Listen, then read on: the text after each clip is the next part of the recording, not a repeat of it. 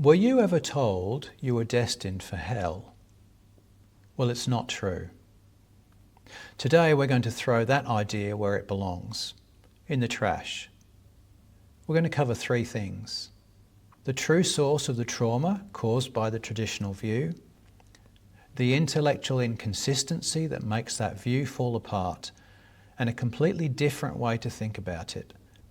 God has never sent a single person to hell, and he's actually incapable of doing so.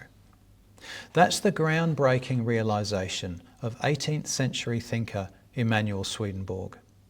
And I want to share his reasons for saying so and why they're so different from many evangelical and fundamentalist churches. Many people view salvation like a subscription service you can never cancel. You either sign up for the Jesus package right now, forever, or you default to eternal torture. If you search for fear of hell on YouTube, you're going to find a lot of material. That fear of a God who is waiting to open the trapdoor to eternal conscious torment still rules many people's lives, even well after they've deconstructed. If you're deconstructing right now, you know exactly what I'm talking about. It's no wonder that teaching is a deep source of religious trauma for many. I was fortunate. I was raised in a tradition where I never had to believe in that punitive God. And those teachings I grew up with offer a framework that I believe can help heal that wound. First, I have to validate the trauma.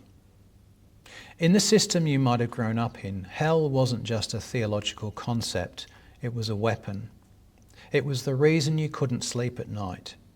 It was the reason you had to evangelize your friends. It was the ultimate tool of spiritual control.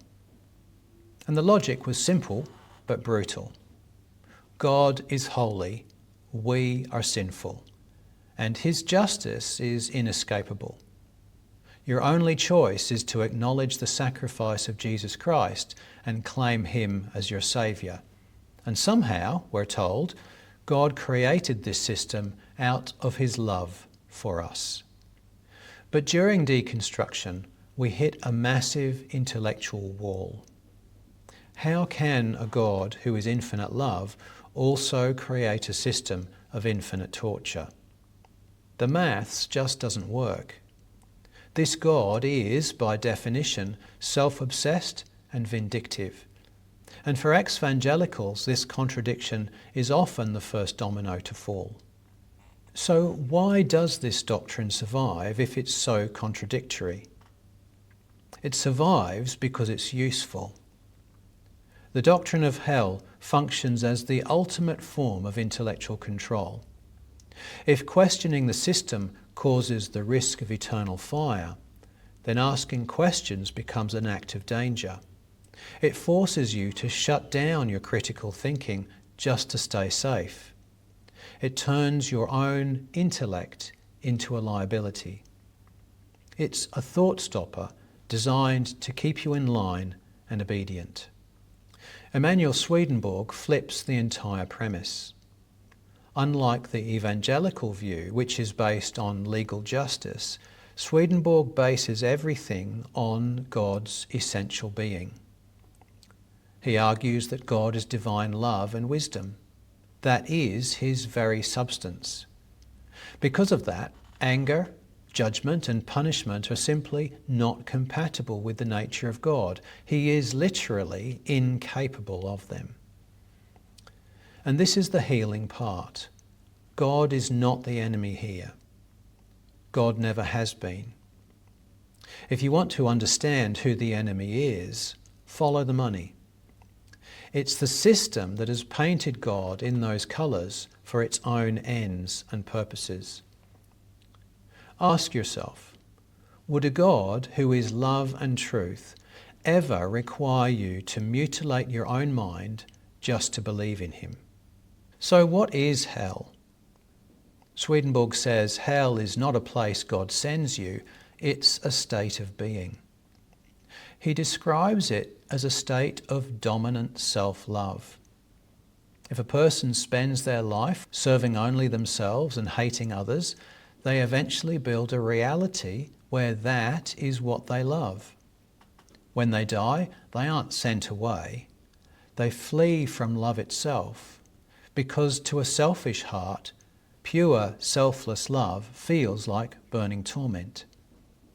They choose to be with others like themselves, because to a heart that demands to be its own God, submission to real love feels like a suffocating fire. They aren't choosing torture. They're choosing the freedom to rule their own tiny kingdom. It's not a punishment, it's a preference.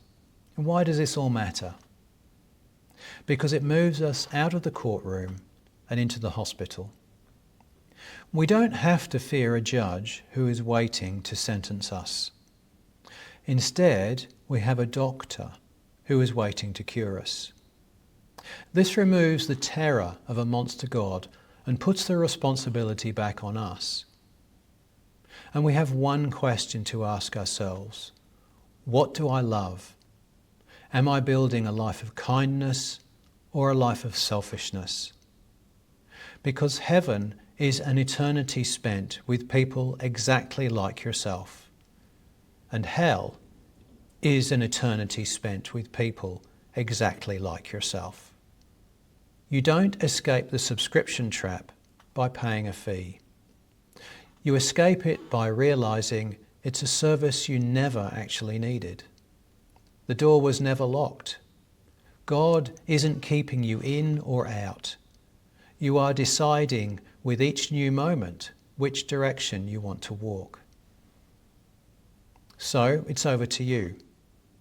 When you look back at the doctrine of hell you were taught, was it presented as a choice or as a weapon? Let me know in the comments.